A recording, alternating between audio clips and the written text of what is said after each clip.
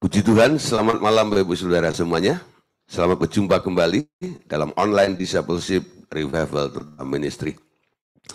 Puji Tuhan, Saudara, malam hari ini kita akan melanjutkan materi pelajaran kita ya. Kita masih membahas tentang hakikat roh ya. Tadi malam sudah kita jelaskan tentang asal muasalnya ya, sampai kita memahami tentang hakikat roh. Ya, walaupun tidak bisa kita lihat, tapi kita tahu ada namanya roh itu. Ya, bisa kita lihat dari mana? Dari yang disebut kemarin itu adalah perkataan. Nah, perkataan itu adalah roh. Buktinya ya, Tuhan Yesus ini ngomong jadi. Omongannya itu ada powernya. Nah, saya harap Bapak Saudara, kita semua yang dulu pernah diciptakan oleh Tuhan seperti waktu Adam belum jatuh dalam dosa, kita diciptakan serupa dengan dia, harusnya omongan kita ini punya power. Karena apa? Omongan kita itu roh, ya. Apapun yang kita ucapkan itu menjadi materi. Materi dalam bentuk roh. Nah, nanti dengan iman kita bisa mentransfer ke alam materi, ya. Iman itu melihat apa yang tidak kelihatan. Tapi yang tidak kelihatan itu harus dicipta dulu. Dengan apa kita mencipta? Dengan omongan. Ya. Jadi kalau Anda pengen sehat, ngomong aja. Siapa bilang saya sakit? Saya orang paling sehat di dunia. Nanti ada tubuh roh. Ya. Tubuhmu itu ada dua. Ya. Tubuh daging, tubuh materi, dan tubuh roh. Tubuh rohmu akan mengikuti omonganmu. Sementara tubuh dagingmu belum berubah, masih sakit. Tapi dengan iman, karena di alam rohnya, tubuhmu sudah berubah menjadi tubuh yang sehat, tidak sakit lagi. Sebentar lagi, yang di alam materi itu, tubuh dagingmu itu akan mengikuti ya apa yang terjadi, perubahan apa yang terjadi, yang ada di alam roh itu. Sehingga kita punya prinsip ya, bahwa alam roh itu lebih real daripada alam materi. Amin. Nah, saudara, yang kedua ya adalah nafas. Ya, nafas itu adalah roh. Ya, nafas itu adalah roh. Nafasnya Allah itu ketika masuk ke dalam dagingnya Adam, membuat Adam itu sekarang menjadi makhluk yang hidup. Ya, jadi hembusan nafas Allah itu membuat manusia jadi hidup. Artinya apa? Ketika Allah menghembuskan nafas, dia mentransfer hidupnya ke dalam manusia itu. Sehingga manusia itu sekarang boleh memiliki hidupnya Allah di dalamnya. Sehingga bisa connected ya dengan Tuhan. Ketika manusia jatuh dalam dosa, terjadi disconnection, disebut mati. Kenapa? Rohku tidak akan tinggal selama-lamanya di dalam diri manusia. Karena manusia itu daging. Ya, nah nangkep ya. Jadi manusia tanpa roh Tuhan itu mati. Oleh karena itu kita orang berdosa. Setiap orang yang percaya kan disuruh mengundang Tuhan Yesus masuk ke dalam dirinya ya. Kenapa harus Yesus masuk ke dalam hatimu, ke dalam dirimu? Karena di dalam dia ada hidup. Dan hidup itu adalah terang manusia. Semua orang yang menerima Yesus sekarang menerima hidup. Sehingga kita yang percaya dan menerima Tuhan Yesus sebagai Tuhan dan Juru Selamat dalam kehidupan kita, kita sekarang disebut makhluk yang hidup. Amin. Nah, semua yang belum ada Tuhan Yesusnya, itu walaupun dia bisa bergerak, pada hakikatnya mereka sebenarnya bukan hidup, tapi mereka cukup bergerak, tapi statusnya adalah disconnection dengan Tuhan alias mati. Amin. Nah, tadi malam sudah kita bahas juga ya, sebagian dari macam-macam dari roh Allah. Ya, roh yang dari Allah maksudnya. Ya, macam-macam roh yang berasal dari Allah. Ya, sudah kita bahas satu ya, di mana ada roh keahlian, ada roh pengertian, ada roh pengetahuan. Jadi ini pernah diberikan oleh Allah kepada Bezaliel bin Uri bin Hur ya dari suku Yehuda. Untuk apa? Supaya mereka ya membantu Aholiab itu ya, Bezaliel ini sekarang sebagai arsitek ya, dia sekarang punya skill, bisa ngerti, tahu apa yang diceritakan, yang ditangkap, ya, yang diucapkan oleh Pak Musa, karena Pak Musa melihat di alam roh, karena dia punya pengertian, punya pengetahuannya, dan ditambah lagi ada keahlian yang diberikan oleh Allah kepada Bezaliel, makanya Bezaliel itu bisa akhirnya merealisasikan apa yang dilihat oleh Musa di alam roh. Dia cerita kepada Bezaliel, akhirnya Bezaliel bisa mewujudkan kemah pertemuan itu. Ini luar biasa, saudara, ya. Kalau Anda hanya melihat gambarnya sepintas tentang kemah pertemuan itu, mungkin Anda hanya melihat kotak aja kan? Ya, ada 3 kotak ya. Nah, satu kotak gede persegi panjang itu dibagi menjadi 3, yaitu halaman, ruang kudus, dan ruang maha kudus. Tapi saudara, pernik-perniknya itu banyak. Ukurannya juga, warnanya juga, karena semuanya itu mengandung arti. Ya. Nah, materinya apa? Itu semuanya ya, bisa dimengerti oleh Bezaliel, ya. Bentuknya bagaimana, seperti apa maunya Tuhan. Sehingga di situ Musa ya, ketika melaporkan hasil apa yang dikerjakan oleh Bezaliel ini, Allah puas. Allah nggak komplain. Dia nggak bilang, oh kurang ini ya, nggak begitu ya, enggak. Tapi Allah bilang, bagus. Kenapa saudara? Manusia ini kok bisa merealisasikan apa yang menjadi pikiran Allah, ya? Nah, di sini saudara, karena dia dapat roh keahlian, roh pengertian, dan pengetahuan dari Tuhan. Ya, jadi kalau Anda melihat Bezaliel bisa dapat, Anda pun bisa minta kepada Allah yang sama. Amin. Yang kedua adalah roh kebijaksanaan, bukan? Ya, roh kebijaksanaan. Nah, ini ada pada Yosua. Ya, ketika dia menggantikan Musa, Musa itu berdoa. Ketika dia berdoa meletakkan tangannya atasnya, Musa itu minta kepada Tuhan supaya penggantinya ini, Yosua bin Nun, ini penuh dengan roh kebijaksanaan. Kenapa Pak Musa harus berdoa seperti itu untuk penggantinya? Karena dia tahu betapa beratnya memimpin bangsa Israel itu. Ya, kalau nggak Musa nggak bisa, saudara. Ya. Namun ketika Yosua menggantikannya, Yosua nggak merasa repot, nggak merasa keberatan tuh. Kenapa? Karena Musa tahu apa yang dibutuhkan oleh seorang pemimpin. Yang dibutuhkan apa? Sebuah kebijaksanaan. Nah, Yosua bisa mengambil kebijaksanaan. Bukan karena pikirannya dia atau pertimbangannya dia, karena Tuhan memberikan roh kebijaksanaan sehingga dia bisa menimbang segala sesuatu apa yang harus diputuskan dan dilakukannya. Yang ketiga, saudara, yang sudah kita bahas juga, ya, yang terjadi pada Daud, ya, ketika dia jatuh dalam dosa, dia merasa goyah, saudara. Kenapa dia merasa goyah? Karena semua orang memandang sebelah mata kepada dia. Ya, banyak olokan, banyak ejekan yang dialami oleh Daud ini. Apalagi ditambah kudeta ya dari anak-anaknya juga. Dia sepertinya digoncang luar biasa. Tapi di sini dia ingat ya, dia punya Tuhan yang luar biasa. Nah, oleh karena itu dia minta kepada Tuhan itu, Tuhan berikan aku roh yang teguh.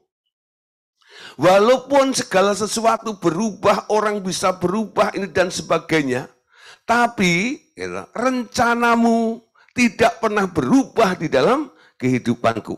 Anda tahu akhirnya Tuhan sendiri yang bilang ya bahwa Daud atau kerajaan Daud itu akan tetap kokoh untuk selama-lamanya. Anda tahu kerajaan Daud itu nanti ya akan berlanjut sampai di kerajaan 1000 tahun. Kenapa? Karena apa yang dilakukan oleh Daud, apa yang diperintahkan oleh Daud, apa yang diterima oleh Daud dari Tuhan itu, kerajaan itu adalah cikal bakalnya.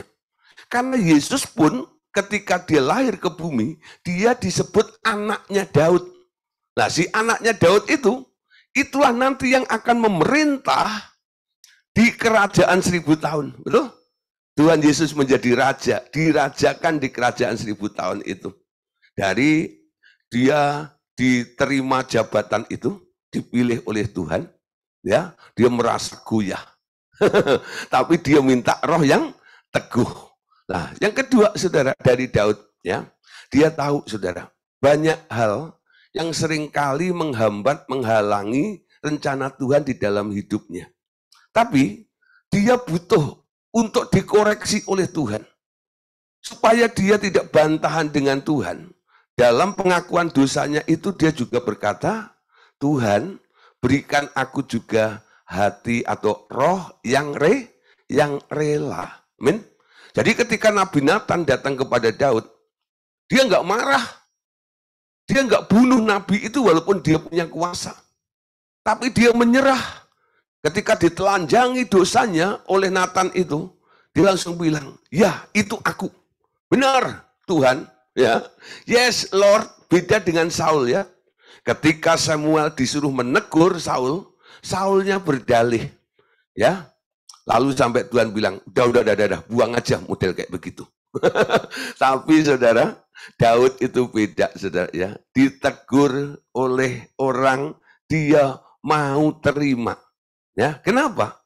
Karena dia dalam doanya minta Tuhan berikan aku roh yang rela. Amin. Oke, saudara, kita lanjutkan ya.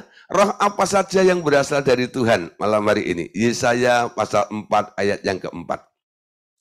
Apabila Tuhan telah membersihkan kekotoran putri Sion dan menghapuskan segala noda darah Yerusalem dari tengah-tengahnya dengan roh yang mengadili dan yang membakar, ya.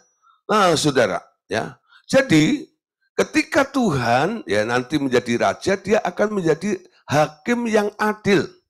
Sebenarnya, saudara, yang berhak untuk menghakimi itu cuma Bapa, betul? Karena Yesus ini berkata, aku nggak punya kuasa untuk menghakimi kamu.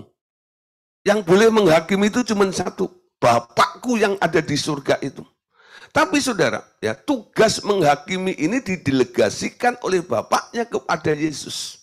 Ya, nah Yesus punya ya roh, yaitu roh yang mengadili, ya, roh yang mengadili dengan adil. Ya, keadilannya berdasarkan apa? Berdasarkan pertimbangan yang dari Tuhan. Kalau kita melihat saudara ya. Orang kadang-kadang ya bicara tentang adil itu kan kadang-kadang ya satu dengan yang lain bisa salah apa ya, salah mengerti satu dengan yang lain ya, nggak sama prinsipnya ya. Ada yang bilang saudara, kalau adil itu harus sama ya, umpama ya lah, ada nasi ya lah, satu piring ya, lalu dibagi berdua supaya adil ya, umpama nih dibagi sama Pak Among dan saya, lah dapatnya berapa supaya adil? Pak Among dapat setengah, saya dapat setengah piring, betul? Kalau Pak Among dapat 3/4, lalu saya cuma dapat 1/4, itu nggak adil, betul? Itu nggak adil. Adil bisa dilihat dari jumlah atau volumenya ya, harus setengah-setengah. Tapi saudara, umpama nih ya, Anda punya anak ya, anak Anda yang satu umurnya sudah 15 tahun ya, itu makannya lagi banyak-banyaknya. Lalu Anda punya anak lagi yang lahirnya agak jauh dari kakaknya, mungkin baru 8 tahun gitu ya. Nah, anak 8 tahun itu makannya belum banyak. Ketika Anda dapat berkat ya, atau nasi satu piring gitu ya, lalu Anda bagi dua untuk dua anak Anda. Apakah Anda bagi dengan jumlah yang sama? Tidak. Betul nggak ya? Menurut porsinya. Betul nggak ya? Nah, mungkin yang si kecil itu hanya mendapatkan 1/4, ya, sementara yang gede, yang besar, yang makannya banyak itu, dia harus dapat 3/4. Amin. Nah, saudara, Kenapa Anda bisa melakukan seperti itu? Ya, karena Anda lihat kapasitasnya. Kalau si anak kecil itu Anda kasih setengah piring, itu nggak habis makan segitu. Nah, yang gede kurang. Jadi berdasarkan kebutuhannya. Amin. Nah, saudara, bicara tentang keadilan, kadang-kadang orang hanya melihat dari kacamata manusia, betul? Manusia satu dengan manusia yang lain, kadang-kadang pertimbangannya, dasarnya, asasnya kadang-kadang berbeda juga, ya. Kadang-kadang kebudayaan, culture-nya itu juga berbeda, saudara. Kalau Anda lihat ya, orang-orang Yahudi, orang Israel pada waktu itu punya tradisi, ya. Kalau membagi warisan, anak sulung itu dapatnya 70%, saudara. Ya, 70%. Yang 30% itu untuk adik-adiknya. Adil enggak? Tapi itu keputusan Tuhan. Ya, pokoknya si sulung dapat 70%. Makanya saudara, hak kesulungan itu adalah hak istimewa pada waktu itu. Amin. Nah, dari sini kita lihat siapa yang memutuskan, siapa yang memberikan keadilan menurut versinya Tuhan. Amin. Nah, saudara, Tuhan Yesus ketika mengadili nanti, saudara, bukan didasarkan atas dasar perbuatan baik seseorang, ya, tapi berdasarkan iman mereka kepada Tuhan itu loh. Nah, pengadilan seperti ini, ya, kadang-kadang nggak bisa diterima, karena Tuhan juga bilang, yang terdahulu akan menjadi terkemudian, betul? Nah, itu tergantung kesetiaan Anda juga. Jadi perjalanan kehidupan kita ini sebenarnya sedang dinilai oleh Tuhan. Penilaian Tuhan itulah nanti yang menentukan, saudara, ya, kira-kira Anda diadili oleh Tuhan, dapat anugerah atau grace-nya itu seberapa. Amin. Nah, Bapak Saudara, kita mulai nangkep di sini ya. Jadi yang disebut keadilan menurut versinya Tuhan itu beda dengan seperti yang manusia pikirkan. Jadi kalau Anda mungkin ya sedang dihadapkan untuk memutuskan sesuatu, lalu Anda bingung, ini gimana ya cara mengadilinya? Anda boleh minta kepada Tuhan. Tuhan, ya, berikan aku roh yang mengadili.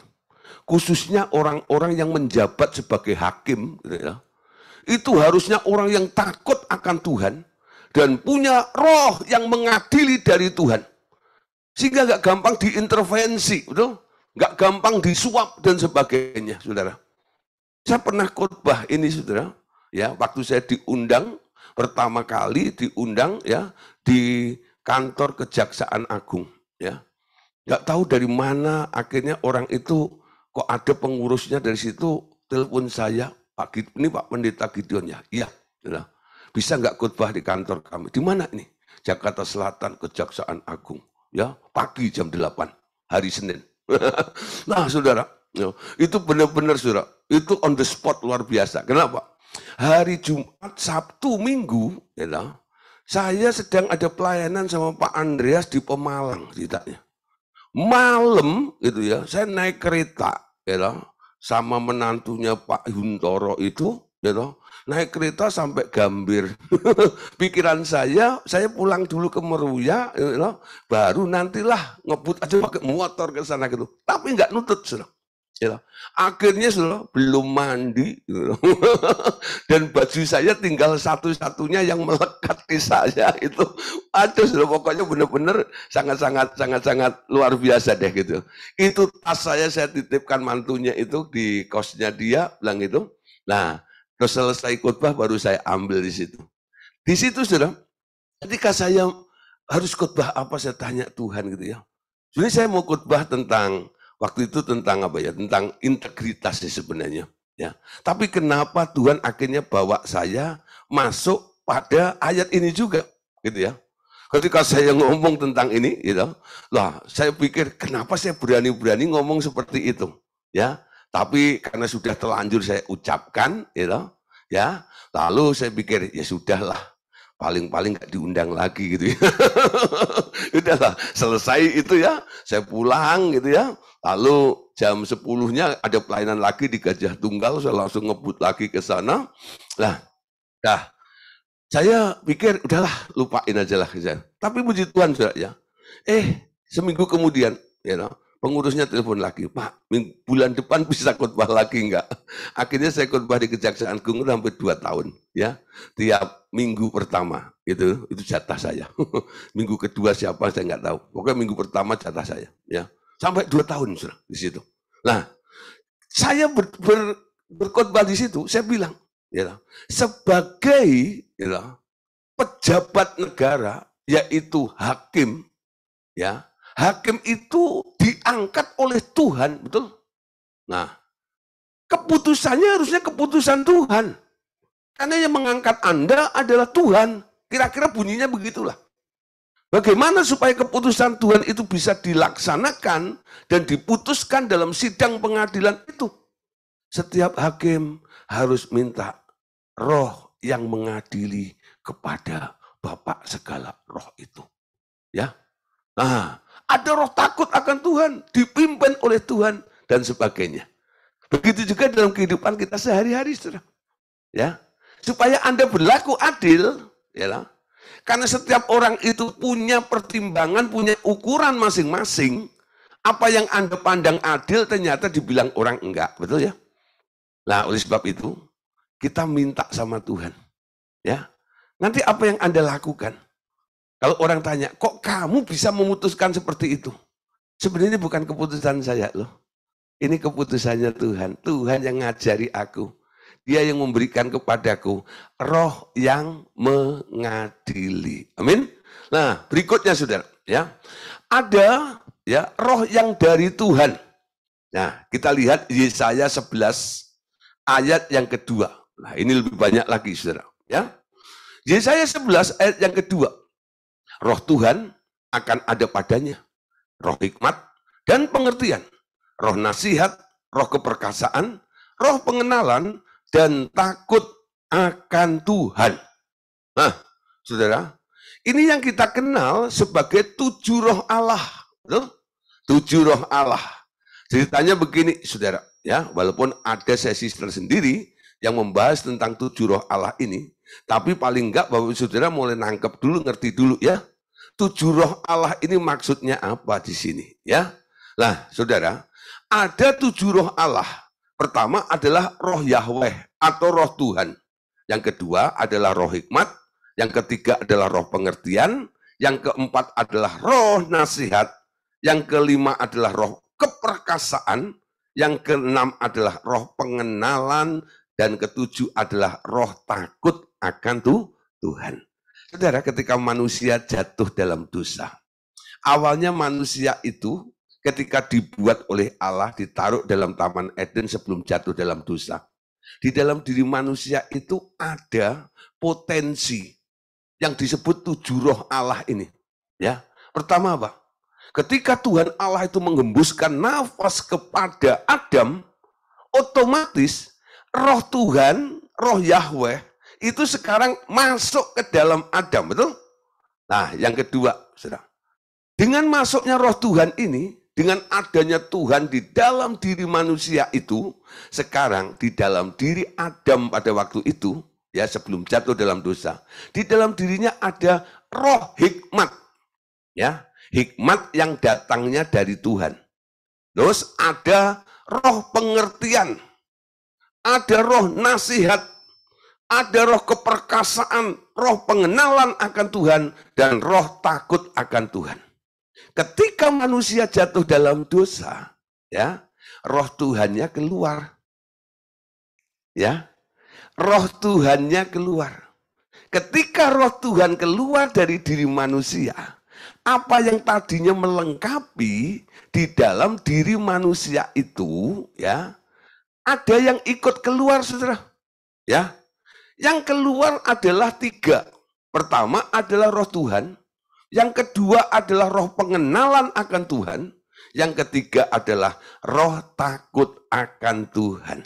Ya, yang masih tinggal di dalam diri manusia adalah roh hikmat, roh pengertian, roh nasihat, dan roh keperkasaan. Tapi karena tidak adanya Tuhan lagi di dalam diri manusia itu, hikmat yang awalnya berasal dari Allah pengertian yang awalnya berasal dari Allah, nasihat yang awalnya berasal dari Allah, keperkasaan yang awalnya berasal dari Allah ini, sekarang saudara, kualitasnya mulai turun. Kenapa? Karena hikmat yang digunakan bukan lagi hikmatnya Allah, tapi hikmatnya manusia itu. Pengertian yang didapat bukan karena Allah yang memberitahu kepada manusia itu, tapi dia mencoba untuk mengerti sendiri. Ya, kalau dia menasehati, nah nasihatnya bukan kata Tuhan, bukan pertimbangan Tuhan, tapi pertimbangannya diri sendiri. Nah, kalau dia mampu melakukan segala sesuatu, roh keperkasaannya bukan dari Tuhan. Dia mencoba untuk memulai membangun kekuatan di dalam dirinya itu. Dengan apa? Mengaktifkan kekuatan jiwa di dalam dirinya. Ya, kalau nggak pakai otot, ya pakai otaknya. Ya, akhirnya apa? Dia mampu punya potensi keperkasaan ini loh, saudara. Ya, nah, saudara, lambat laun, saudara. Ya, unsur Allahnya nggak ada lagi di dalam dirinya itu. Nah, sekarang kita sebagai orang lahir baru, apa yang harus kembali di dalam kehidupan kita ini? 7 roh itu boleh Anda minta kembali, supaya memenuhi, mengisi di dalam kehidupan Anda, menjadi potensi di dalam kehidupan Anda, yang sebenarnya sumbernya dari Allah. Amin. Nah, Anda boleh minta nih, ya. Dengan pertama, mengundang Tuhan Yesus masuk ke dalam hati Anda. Sehingga roh Yahweh ada di dalam dirimu. Lalu ya, biarkan ya Roh Kudus yang mulai beroperasi dalam hidup Anda ini mengupgrade dulu ya. Semua roh yang 4 itu, hikmat, pengertian, nasihat, keperkasaan itu, yang dulunya Anda membangun dengan kekuatan sendiri, dengan hikmatmu sendiri, pengertianmu sendiri, sekarang mulai di-upgrade. Semua karena Tuhan. Amin. Nah, dengan masuknya Tuhan Yesus, roh Yahweh di dalam diri Anda, sekarang roh pengenalan akan Tuhan juga ada di dalam dirimu. Dan roh takut akan Tuhan juga mulai ada di dalam diri Anda. Nah, saudara, 7 roh ini boleh kita minta. Ya, 7 roh Allah. Untuk lebih detailnya, tentang 7 roh Allah akan kita bahas di sesi selanjutnya nanti. Amin. Kita lanjut lagi, saudara. Apa saja roh-roh yang dari Allah itu? Yesaya 28 ayat 5 sampai ayat yang ke-6. Pada waktu itulah Tuhan semesta alam akan menjadi mahkota kepermaian dan perhiasan kepala yang indah-indah bagi sisa umatnya. Akan menjadi roh keadilan bagi orang yang duduk mengadili, ya, dan menjadi roh kepahlawanan bagi orang-orang yang memukul mundur peperangan ke arah pintu gerbang, ya, melengkapi, ya. Kalau Anda menjadi hakim, ya, duduk sebagai orang yang mengadili, biarlah penuh dengan roh keadilan. Kalau Anda menjadi pahlawan, ya, berjuang, ya, menjadi tentara dan sebagainya, lah ada roh kepahlawanan sehingga selalu menang seperti itu. Zakaria 12 ayat 10. Aku akan mencurahkan roh pengasihan dan roh permohonan atas keluarga Daud dan atas penduduk Yerusalem, dan mereka akan memandang kepada Dia yang telah mereka tikam dan akan meratapi Dia seperti orang meratapi anak tunggal, dan akan menangisi Dia dengan pedih seperti orang menangisi anak sulung. Nah, di sini ada roh pengasihan, ya, roh pengasihan. Kalau saudara di kalangan orang dunia atau di kalangan ilmu gelap itu ada namanya pelet. Itu ada orang kepelet itu ya. Nah, ada tuh ya, bukan melet, melet itu lidahnya keluar ya.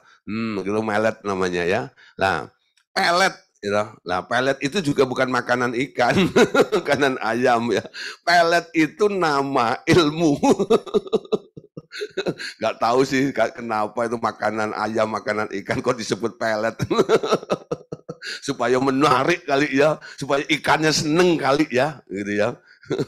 Padahal kalau kita bilang, kena pelet lu ya, gitu loh. Nah, kira-kira gejalanya seperti apa sih? Ya. Nah, ada orang ya, gitu loh, cewek gitu loh. Padahal dia nggak suka loh, gitu loh. Bener-bener gitu. Sama orang jelek gitu. Udah jelek miskin, dekil pula gitu ya. Wus gitu ya. Dia nggak suka gitu. Ya. Tapi tahu-tahu dia gandeng dia, bahkan nikah dengan dia gitu ya.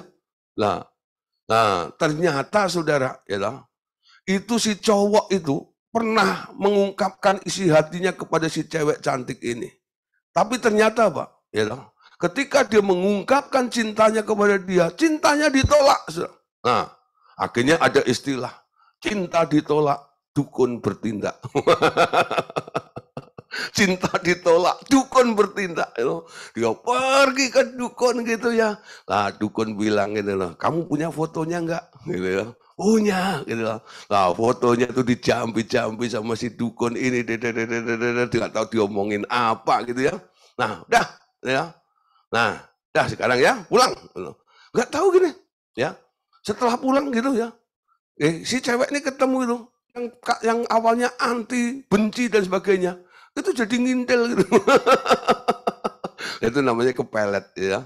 Nah, itu sebenarnya ilmu pengasihan ya. Ilmu pengasihan. Ya, ilmu pengasihan itu juga bisa ya. Jadi ada juga Saudara ya, yang mempengaruhi orang seperti itu umpama ya. Anda lihat orang itu ya, lalu Anda dilihatin sama orang itu, diajak ngobrol sama orang itu, tahu-tahu aku kok kasihan banget sama orang itu ya. Aku kok pengen kasih duit ya sama dia. Ada juga nih seperti itu ya. Nah, saudara, hati-hati juga saudara, di kalangan rohani pun kadang-kadang itu juga bisa terjadi. Ya, orang yang penuh dengan urapan seperti itu, kadang-kadang ada juga nih spirit kasihan itu ada juga ya. Saya kalau lihat ya Pak Gideon itu kok rasanya pengen kasih duit ya. Waduh, itu kena roh pengasihan. Ya, dulu pernah Pak Andreas itu cerita seperti itu. Kenapa ya ada orang datang ya ada Ibu itu pernah mungkin dengar ya, pernah dengar khotbahnya Pak Andreas. Itu orang kalau lihat ketemu Pak Andreas itu langsung bilang, Pak Andreas gitu. Ya, saya itu kalau lihat Pak Andreas kok pengen kasih duit, kenapa ya? Kenapa ya? Bilang gitu ya. Lalu Pak Andreas bilang, jangan-jangan nih ada roh pengasihan. Ya, kalau sekarang kita tahu ya, makanya kita sekarang lebih selektif. Segala sesuatu harus tanya Tuhan, digerakkan oleh Tuhan. Sehingga Anda tidak dimonopoli, tidak dikuasai oleh kelicikan-kelicikan orang-orang. Ya, dukun bisa melakukan, orang-orang karismatik juga bisa melakukannya, saudara. Ya, dengan menyembah lalu mempengaruhi orang-orang. Supaya apa? Setiap orang yang saya jumpai nanti, supaya dia nggak tahan, harus buka dompetnya, kasih duit sama saya. Nah, bisa terjadi seperti itu loh. Ya. Jadi memaksakan ya, mempengaruhi orang lain untuk mengambil keuntungannya seperti itu. Nah, saudara hati-hati. Walaupun di sini ada mekanismenya ya. Ada namanya roh pengasihan seperti itu. Tapi kita bersyukur saudara sekarang. Kita mulai ya belajar untuk tunduk pada otoritas Tuhan itu. Amin. Ada roh pengasihan. Tentang pengasihan nggak akan saya panjang lebarkan. Nanti mungkin Pak Saudara akan pikir, wah ini kalau diseminarkan khusus seperti itu, Anda akan semuanya jadi ngerti. Lalu berdoa roh pengasihan semuanya nanti. Masuk berikutnya saja ya. Daniel 6 ayat yang keempat. Maka Daniel melebihi para pejabat tinggi dan para wakil raja itu. Karena ia mempunyai roh yang luar biasa. Dan raja bermaksud untuk menempatkannya atas seluruh kerajaannya. Nah, saudara, roh yang didapat oleh Daniel dari Tuhan namanya adalah roh yang luar biasa. Ya, bukan biasa di luar, amin. Nah, tapi luar biasa, roh luar biasa. Ya, excellent spirit nih, roh yang luar biasa yang dimiliki oleh Daniel. Saudara, ya, di antara semua orang yang pernah ada di bumi ini, yang punya roh luar biasa itu cuma dua. Dalam perjanjian lama, itu Daniel. Dalam perjanjian baru siapa? Ada yang bilang Paulus. Bukan, saudara. Ya. Yang perjanjian baru adalah Tuhan Yesus. Ya. Nah, ketika Tuhan Yesus menjadi manusia 100%, dia punya excellent spirit ini. Daniel punya juga roh yang luar biasa. Anda lihat, saudara, apa yang terjadi dalam kehidupan Daniel itu. Semua itu karena satu roh yang dia miliki itu loh. Roh luar biasa sehingga dia bisa menanggung segala sesuatu. Ketika dia diperhadapkan dengan tantangan apapun juga, dia tidak gentar, ya. Dia tetap konsisten kepada Tuhannya. Nah, yang satu ini boleh Anda minta. Tuhan, berikan aku roh yang luar biasa. Supaya aku tidak biasa di luar. Tuhan berikan aku roh yang luar biasa. Sehingga seperti apa yang terjadi pada Daniel itu. Boleh juga kami alami Tuhan. Aku mau seperti itu. Saudara Anda lihat. Bahaya apapun tidak bisa ya menghancurkan Daniel. Betul? Di kandang singa sekalipun. Singanya bungkam saudara. Anda lihat saudara. Kenapa? Excellent spiritnya luar biasa. Hikmatnya juga luar biasa.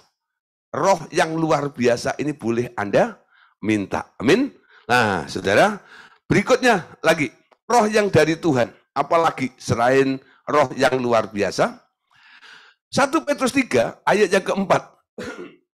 Tetapi perhiasanmu ialah manusia batiniah yang tersembunyi dengan perhiasan yang tidak binasa. Yang berasal dari roh yang lemah lembut dan tentram, yang sangat berharga di mata Allah. Saudara, ini sebenarnya nasihat untuk para perempuan atau para wanita, ya.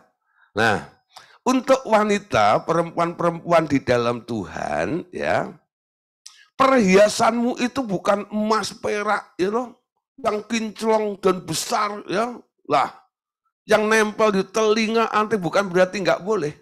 Ya. Itu kalau Anda punya ya pakai saja. Betul ya? Kalau Anda punya. Kalau nggak punya ya jangan ambil minyaknya orang. Itu nyolong namanya. Nah, kalau punya ya pakai saja. Kalau saya melihat ada orang pakai kalung, pakai gelang dan sebagainya. Ya. Kalau itu punyanya dia dan dia punya. Ya nggak apa-apa. Tambah mempercantik dia. Ya. Nah, bagus apalagi kalau kondangan gitu ya. Nah, menyelaraskan ya supaya serasi dengan bajunya ya loh. Nah, dengan make up-nya dan sebagainya. Tapi saudara, sama Petrus itu bilang begini. Walaupun itu penting, itu boleh digunakan, tapi ada yang lebih lagi. Perhiasanmu itu bukan emas dan perak itu. Ya. Karena apa, saudara? Petrus melihat ada orang yang dandannya luar biasa, ya loh. Pakai emas yang luar biasa, ya banyak juga.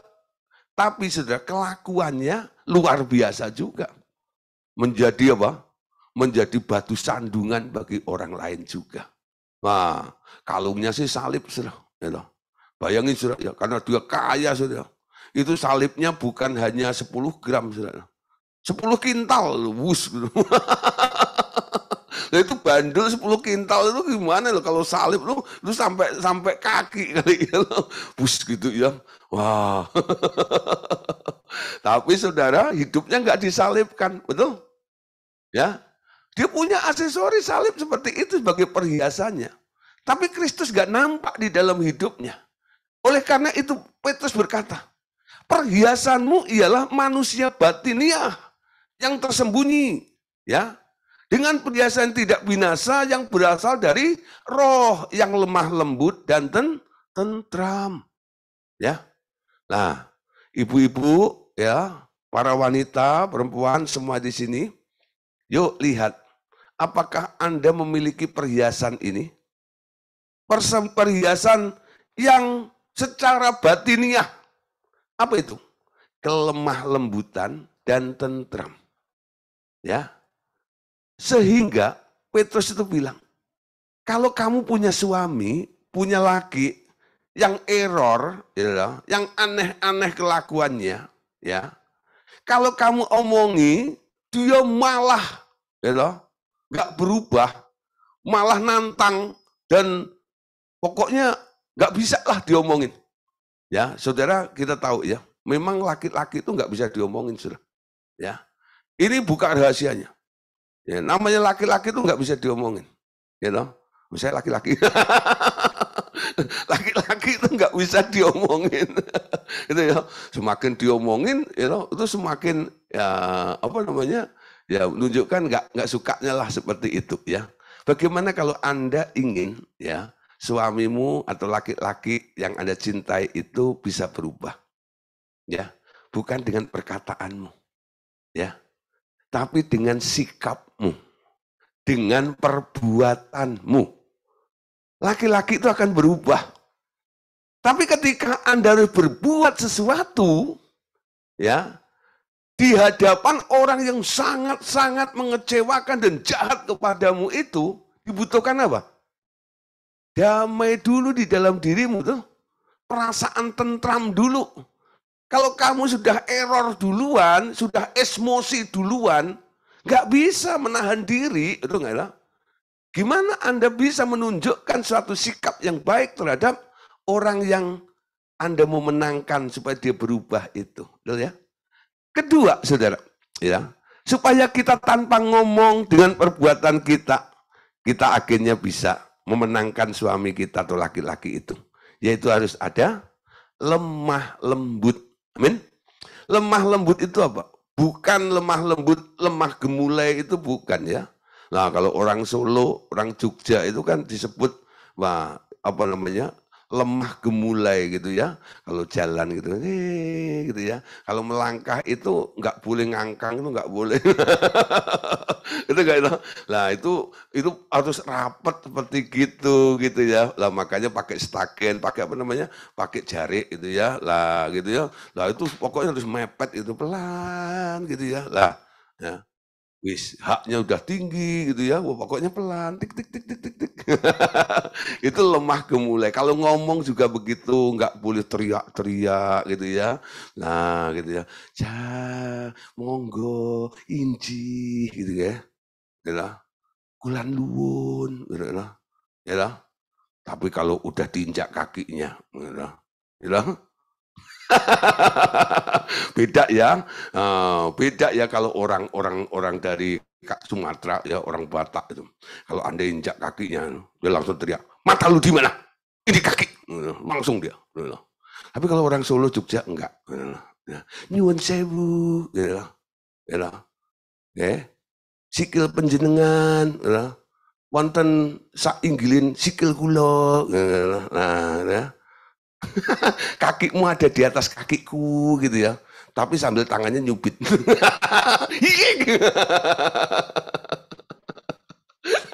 Jadi bukan hanya ngomong gitu ya, ngomongnya halus loh, tapi tangannya nyubit.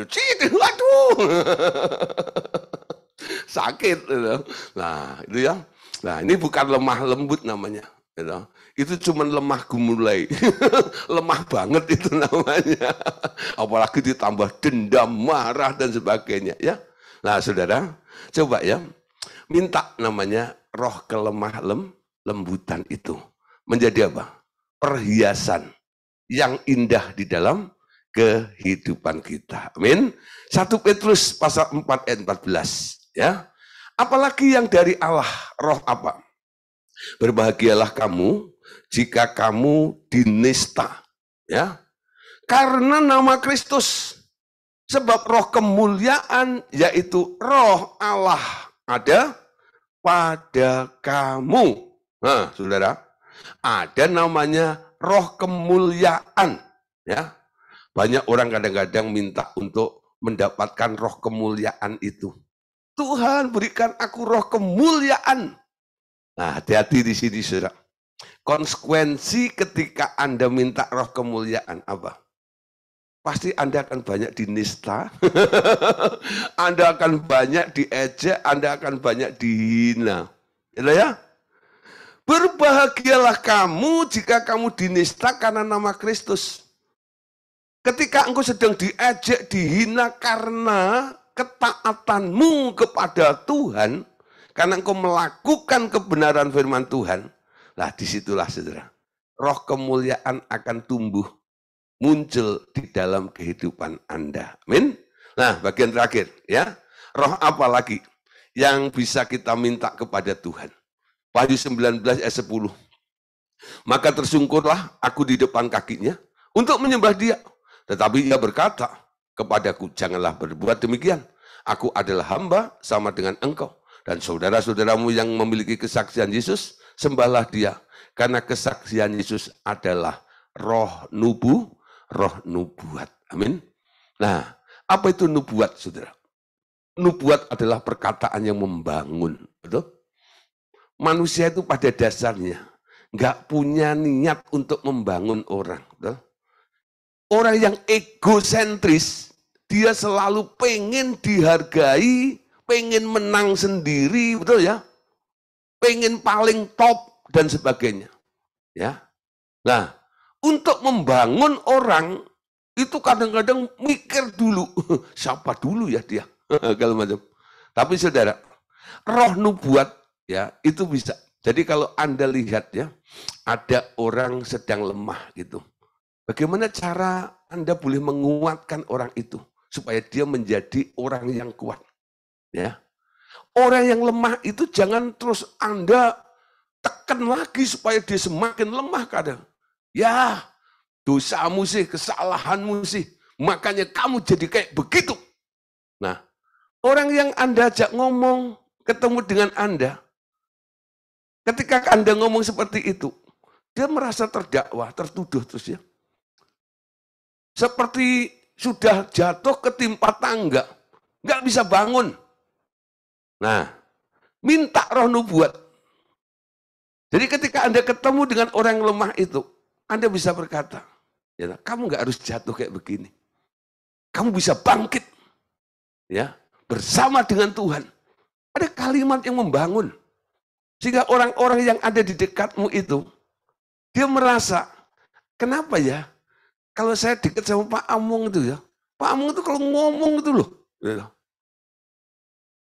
itu luar biasa itu. Ada semangat, ada gairah aku. Ya, oh. Jangan sebaliknya. Anda ngomong, orang merasa tertekan, tertuduh, betul?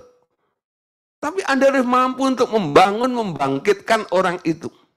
Saya nggak bicara tentang roh nubuat yang berkata, beginilah firman Tuhan. Itu karunia.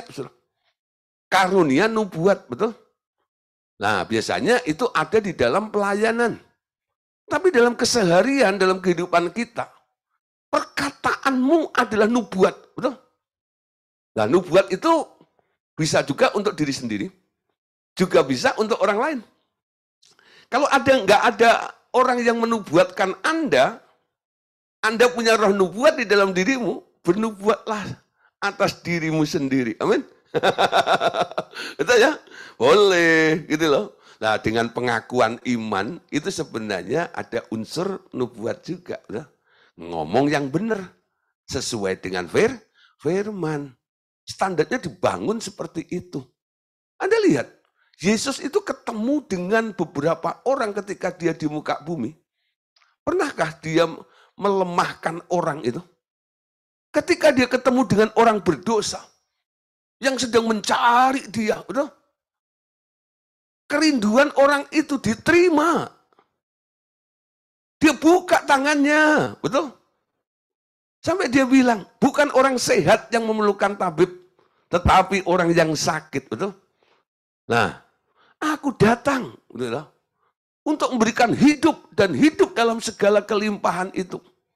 Dia lihat ada orang mati. Ya. Maminya nangis jandanain itu ya. Mungkin orang bilang, ya wajarlah, ya sudahlah. Paling nanti 3 hari seminggu, air matanya kering, ya, udah nggak bisa nangis lagi, ya berubahlah. Ya, dia sudah stop nangis kali ya. Nah, masa duka citanya selesai. Ya sudah biasa seperti itu. Tapi Yesus saudara memberikan jawaban bagi perempuan janda Nain itu, bukan? Kenapa dia? Lalu dapat info. Ibu ini kehilangan anaknya satu-satunya. Ya. Kehilangan anaknya satu-satunya yang menjadi sumber kehidupannya itu. Makanya dia nangis seperti itu. Nah, digerakkan oleh belas kasihan. Yesus ngomong, itu kalimatnya. Apa? Nah, turunkan. Lalu dia ngomong kepada si mati itu, bangkit. Luar biasa. Amin. Begitu juga dengan kita ketemu dengan orang yang berdosa, saudara. Aku ketemu dengan Sakyus, saudara. Anda lihat ya, cerita tentang Sakyus. Ya, Sakyus itu mendengar Yesus, dia pengen lihat Yesus.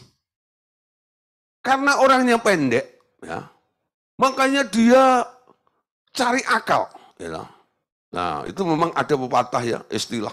Katanya orang pendek itu otaknya panjang. Orang pendek itu akalnya banyak katanya gitu ya. Orang pendek akalnya banyak katanya gitu ya. Nah, sudah. Jadi ketika ya, dia mendengar Tuhan Yesus mau jalan kemana gitu, ya, dia bisa kira-kira gimana ya, supaya saya bisa melihat Yesus seperti apa. Ya, karena dia terbatas, tubuhnya pendek, ketutupan dan orang kan, dia butuh, ya toh, butuh apa? Sarana. Yaitu sebuah tempat yang tinggi, yang diincar pohon, saudara. Ya, dia naik ke atas pohon ara, saudara. Ya, nah dia dahuluin dulu, ya, naik ke sana. Ketika Yesus lewat, Sakyusnya sudah ada di atasnya itu. Ya, nah dari situlah dia bisa melihat Yesus, saudara. Luar biasa ya. Anda lihat, Yesus itu identik dengan kekudusan, orang kudus. Sementara Sakyus itu pemungut cukai yang dibenci oleh masyarakat karena suka memeras dan sebagainya. Orang jahat, ya. Nah, ketika Tuhan Yesus ketemu dengan Sakyus, ya, melihat Sakyus itu, dia nggak cuek, dia nggak menghina, gitu ya. Dia nggak mengolok-olok Sakyus itu. Ngapain lu naik-naik, gitu ya? Enggak. Malah dia bilang gini, Sakyus, ya, turunlah, ya. Aku mau mampir ke rumahmu. Orang yang tadinya merasa nggak layak, betul ya, untuk datang kepada Tuhan Yesus, melihat aja cukuplah, gitu ya. Ketika melihat Yesus, apa responnya Yesus itu? Apa yang dikatakan oleh Yesus itu? Yesus ngomong ya sesuatu. Omongan Yesus itu memberikan satu dampak masa depan, betul? Kepada si Sakyus itu. Turun, aku mau mampir ke rumahmu. Ya, ketika dia sudah masuk ke situ, banyak yang protes. Kalau dia nabi, ya, pasti dia tahu siapa Sakyus dong, orang berdosa itu. Kenapa dia mau makan di rumah orang berdosa itu? Tapi Yesus berkata pada orang banyak itu, hari ini telah terjadi keselamatan di rumah ini. Betul? Ini perkataan nubuat, roh nubuat itu harus muncul terus di dalam kehidupan kita inilah. Sehingga perkataanmu adalah perkataan yang membangun orang lain. Amin. Membangun orang lain. Amin. Saudara, ini penting sekali ya. Jadi roh-roh yang kita harus minta dari Tuhan ini, yang berasal dari Tuhan, itu boleh Anda minta dan ada di dalam kehidupan Anda. Amin. Oke, saudara, berikutnya sekarang ya. Selain roh yang dari Tuhan, ternyata juga ada macam-macam roh jahat, saudara. Yang berasal dari si jahat. Ya. Nah, Imamat 19 ayat 31. Tuhan Yesus melarang, ya, janganlah kamu berpaling kepada arwah atau kepada roh-roh peramal. Janganlah kamu mencari mereka dan dengan demikian menjadi najis karena mereka. Akulah Tuhan Allahmu. Yang pertama, saudara, ya, roh yang berasal dari si jahat ini adalah disebut arwah. Ya, jangan berpaling kepada arwah atau roh-roh peramal. Jangan datang ke tukang kuamya, ya. Jangan datang ke empek untuk nanya itu ya.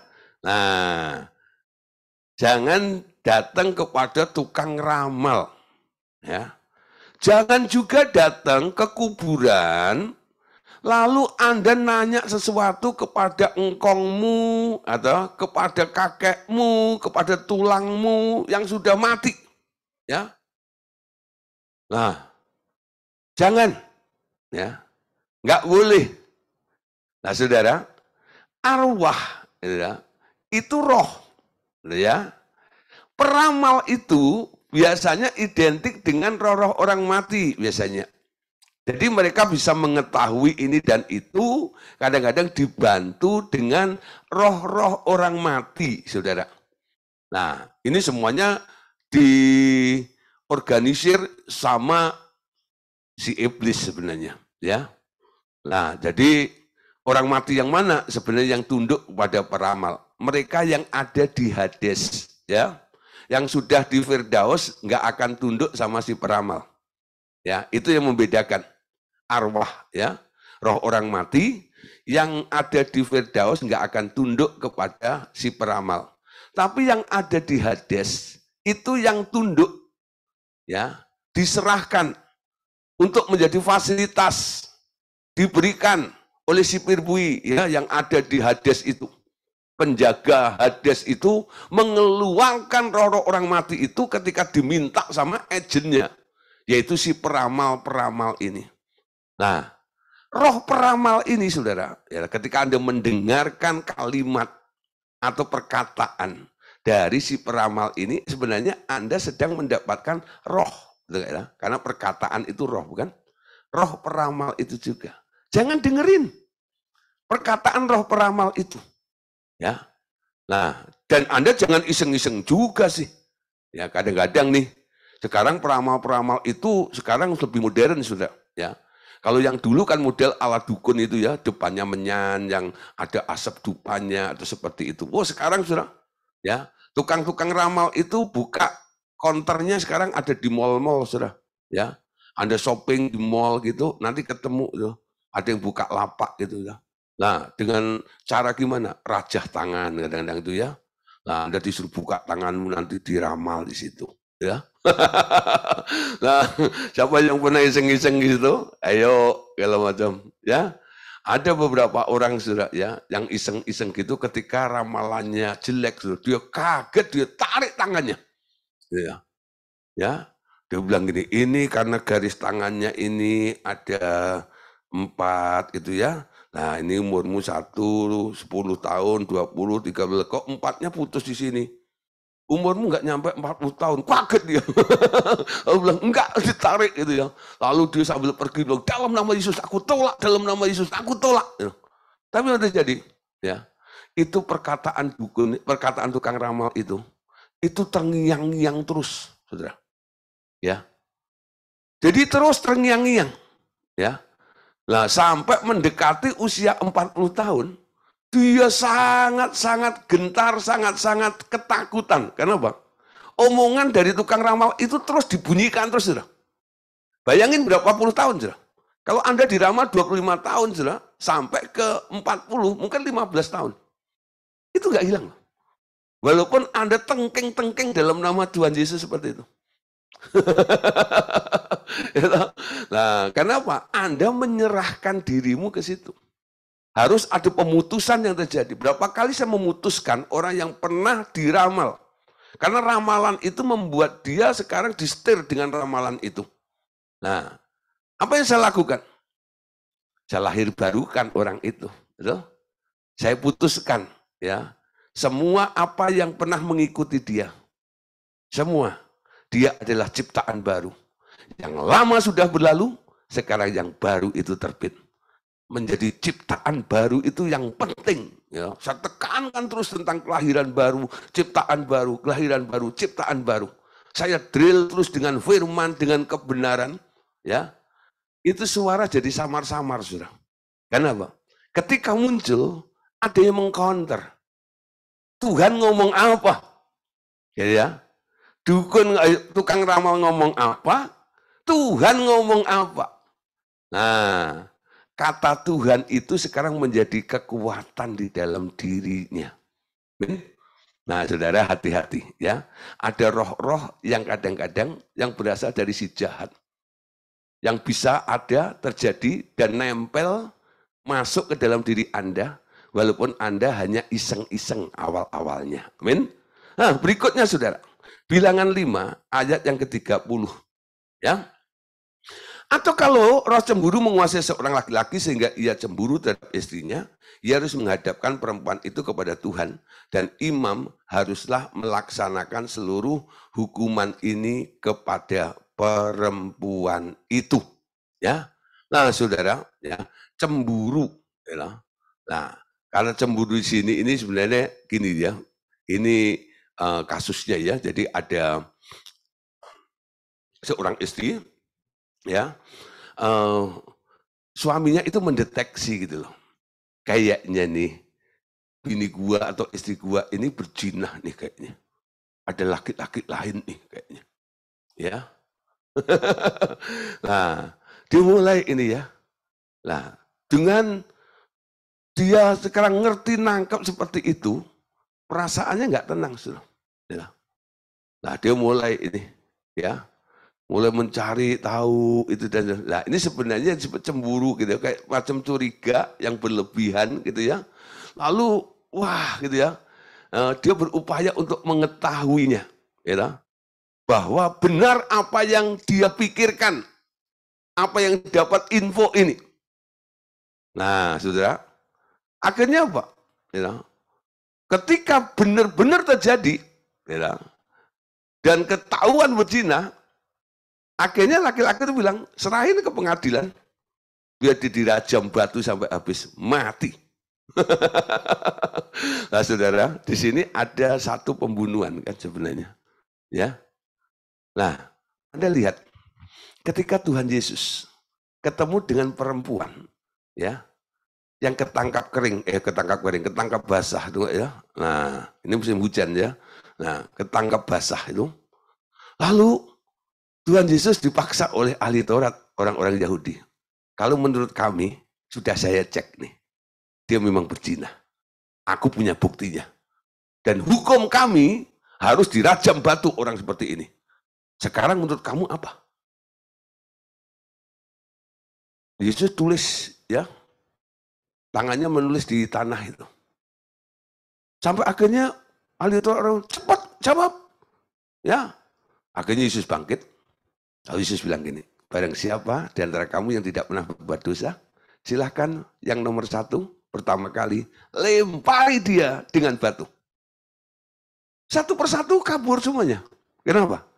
Mereka yang menuntut orang ini harus dihukum karena berdosa.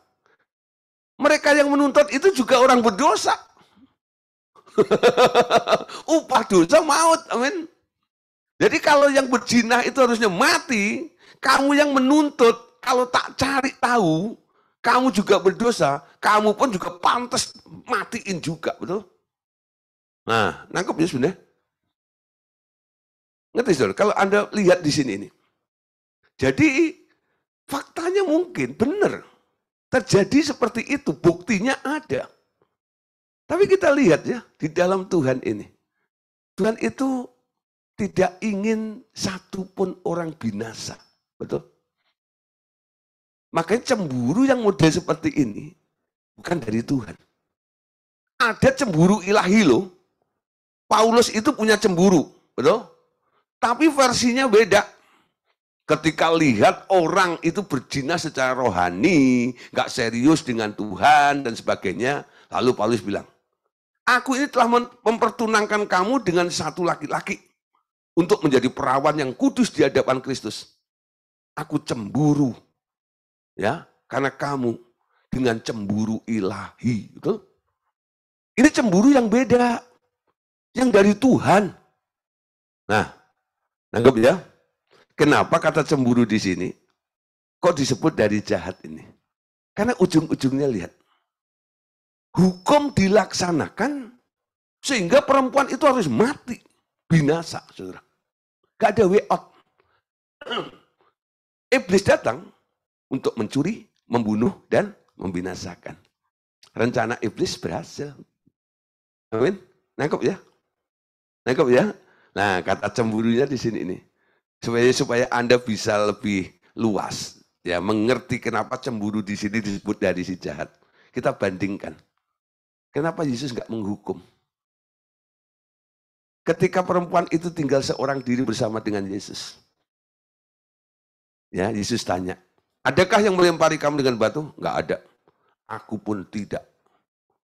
Pergilah dengan selamat dan jangan berbuat dosa lagi. Misi penyelamatan. Tuh. Itu yang terjadi, saudara. Kadang-kadang cemburu orang itu membawa kita untuk apa? Melakukan sebuah tindakan dosa. Amin. Hakim-hakim sekarang 9 ayat 22 sampai 23. Setelah 3 tahun lamanya Abimelek memerintah atas orang Israel, maka Allah membangkitkan semangat jahat di antara warga kota Sikem, sehingga warga kota Sikem itu menjadi tidak setia kepada Abimelek. Ya, Anda tahu siapa Abimelek?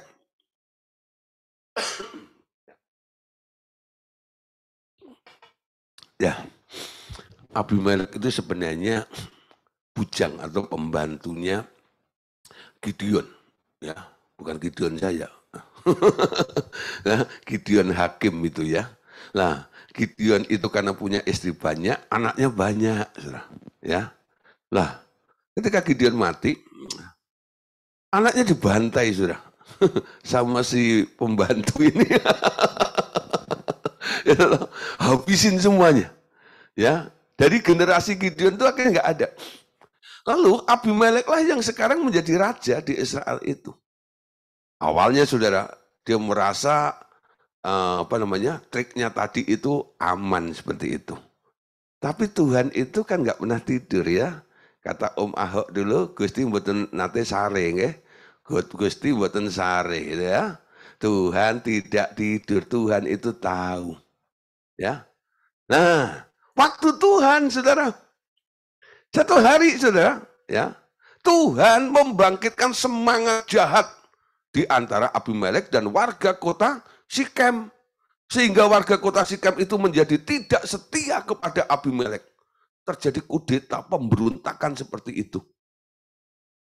Nah, ya, memang kelihatannya nih ada kata Tuhan ya.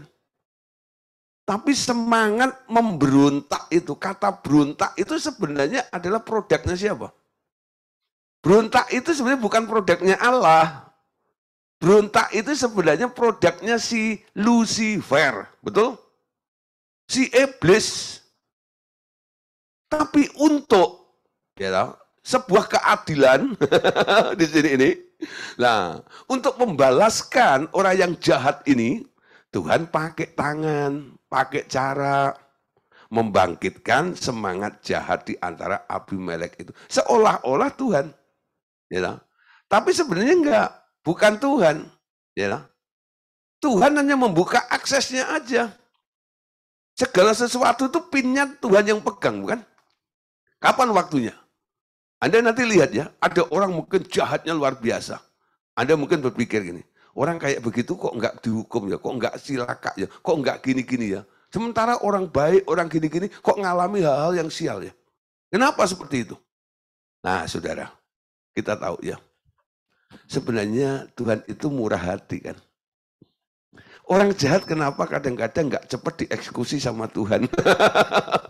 Ada orang bilang ya orang baik cepat mati, orang jahat nggak cepat-cepat mati ya. Benar ya, kadang-kadang itu yang membuat kita jengkel ya. Ya, kalau orang jahat itu cepat-cepat mati kan dunia ini nggak banyak orang jahat, lalu sisanya orang baik. Itu kan pikiran kita begitu, betul? Nah, dulu saya sempat merenung lama gitu ya. Lalu Roh Kudus memberi hikmat gini. Tuhan itu, ya, makanya memberi waktu lebih panjang kepada yang jahat itu supaya apa? supaya bertobat. Dikasih waktu yang panjang nggak bertobat, ya sudah, masa kesabaran Tuhan selesai, betul? Tarik pinnya, dah, tak kasih kesempatan, nggak digunakan, ya, go to hell, gitu ya. Nah nanti Tuhan nggak bisa disalahkan. Katanya Tuhan Allah itu nggak mau semua orang binasa. Nah, orang binasa karena tidak mau bertobat. Nangkep sudah? Ya. Orang binasa karena tidak mau bertobat. Allah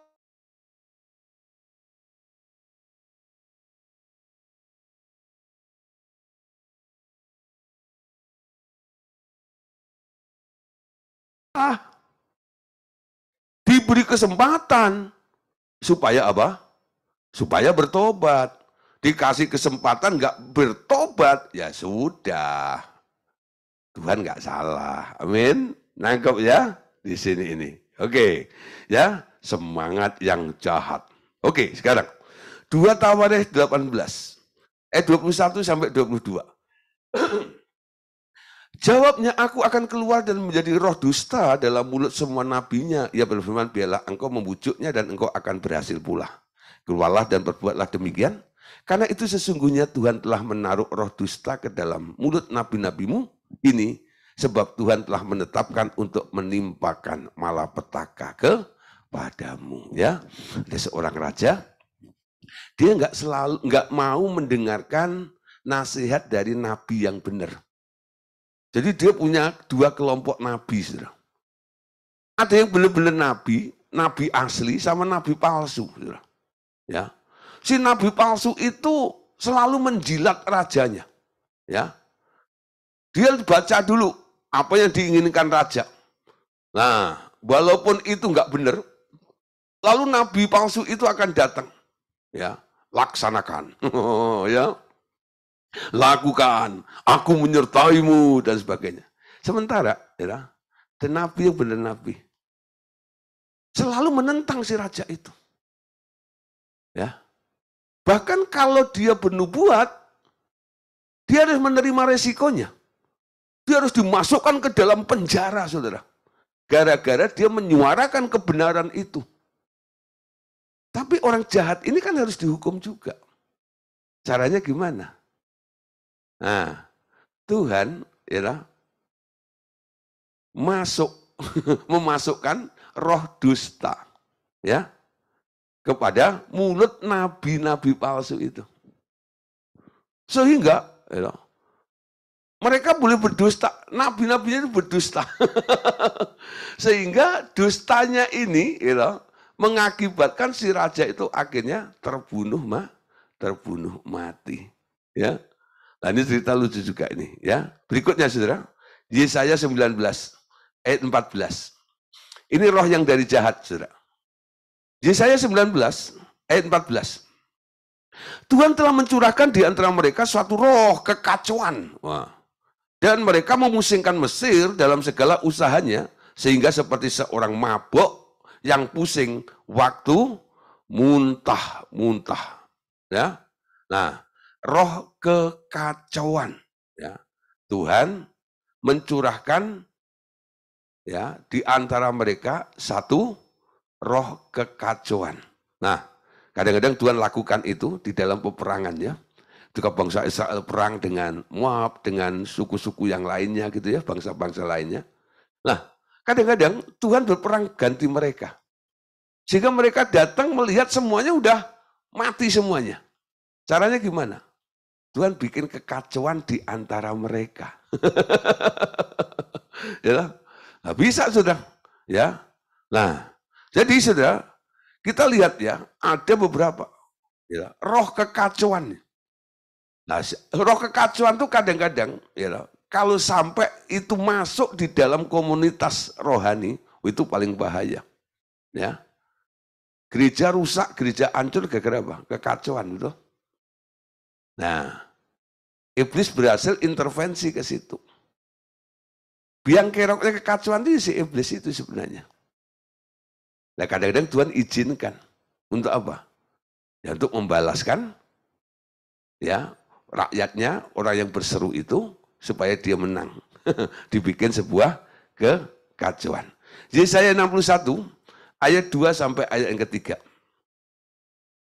Untuk memberitakan tahun rahmat Tuhan dan hari pembalasan Allah kita untuk menghibur semua orang berkabung, untuk mengaruniakan kepada mereka perhiasan kepala ganti abu, minyak pasta ganti kabung, nyanyian puji-pujian ganti semangat yang pudar, supaya orang menyebutkan mereka pohon terbantin kebenaran tanaman Tuhan untuk memperlihatkan keagungannya. Ya, saya tidak bicara tentang terbantinnya, tapi apa yang perlu diganti, ya, sehingga Tuhan harus mengaruniakan kepada mereka perhiasan ganti abu, minyak untuk pesta ganti kain kabung, nyanyian puji-pujian ganti semangat yang pudar.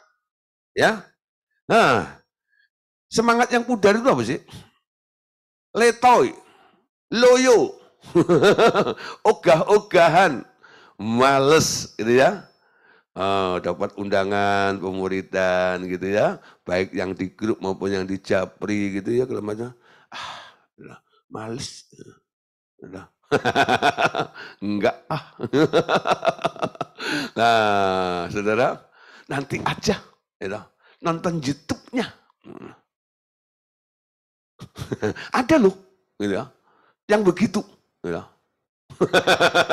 Ya, saya yakin yang ada di sini nggak begitu. Kalau begitu pasti nggak di sini, amin. Nah, artinya Anda nggak kena virus roh semangat yang pudar. Ya, roh yang dari Tuhan itu apa? Biarlah rohmu menyala, menyala, menyala, menyala, menyala, nyala, amin. Dan layanilah Tuhan. Nggak ada yang loyo, ya lah. Nggak ada yang patah semangat, amin. Semua punya pengharapan di dalam Tuhan. Jadi semangat yang patah, roh yang pudar itu bukan dari Tuhan. Jadi kalau Anda mulai males-males, ogah-ogahan mencari Tuhan lagi, ya, ingat nih, Anda sudah ditembak sama setan. Ya, dengan apa? Roh males, semangat yang pudar. Saya pernah khotbahkan di seminar. Ya, cara iblis bekerja itu 3. Ya, yang pertama apa? Orang dikasih roh yang pudar ini loh, ditarik mundur supaya kecewa, alasannya ya, males dan sebagainya. Pokoknya udahlah nggak Tuhan-Tuhanan lah, Tuhan nanti aja, gitu ya. Kan ada rekamannya ini dan itu dan sebagainya. Yang kedua, saudara, cara kerja si iblis apa? Stagnan, no? Puas diri dengan keadaan Anda hari ini. Ya cukuplah, ya. Nah, saya dikenal sebagai orang Kristen, sebagai pengajar dan sebagainya. Cukup sampai di sini, nggak mau bertumbuh lagi. Yang kedua, saudara, yang ketiga, ya, Anda kelihatannya masih growing, masih bertumbuh. Ya, melihat Anda yang masih antusias, semangat dengan Tuhan itu, sama dia didorong kelebihan. Sehingga apa? Anda kebablasan, ya. Nah, hati-hati nih. Ada beberapa orang yang melanggar norma-norma, ya. Nah, kenapa ada organisatoris, kenapa Tuhan itu mengangkat pemimpin-pemimpin di muka bumi ini? Nah, di sini supaya ada submission, penundukan dirinya itu. Anda nggak bisa bilang, melayani bisa di mana saja. Ya, semau saya, nggak bisa. Ya, nah di sini ini, kalau orang sudah berontak, merasa bisa lakukan sendiri, bahaya nanti. Jadi sikat sama iblis itu. Nah, malam hari ini ada roh semangat yang pudar namanya. Win? Semangatnya harus tetap berkobar. Usia 5 ayat 4. Nah, haleluya. Perbuatan-perbuatan mereka tidak mengizinkan mereka berbalik kepada Allah mereka sebab roh perzinahan ada di antara mereka dan mereka tidak mengenal Tuhan, ya. Nah, roh perzinahan di sini bukan perzinahan secara fisik, perzinahan di alam roh. Men? Perzinahan secara roh itu ada, ya. Kalau perzinahan secara roh di alam roh itu apa? Anda memikirkan sesuatu, ya, lalu pikiranmu itu berbau perzinahan. Nah disitulah Anda berzinah di alam roh namanya.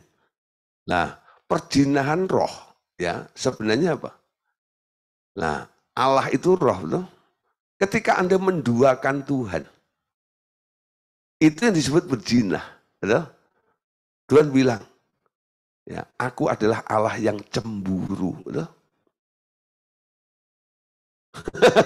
Hukum yang pertama apa katakan?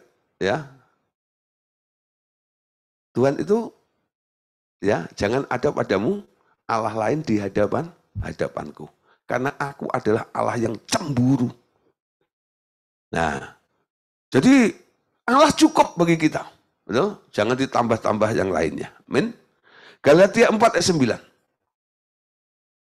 Tetapi sekarang, sesudah kamu mengenal Allah, atau lebih baik sesudah kamu dikenal oleh Allah, ya, bagaimanakah kamu berbalik lagi kepada roh-roh dunia yang lemah dan miskin dan mau mulai memperhambakan diri lagi kepadanya.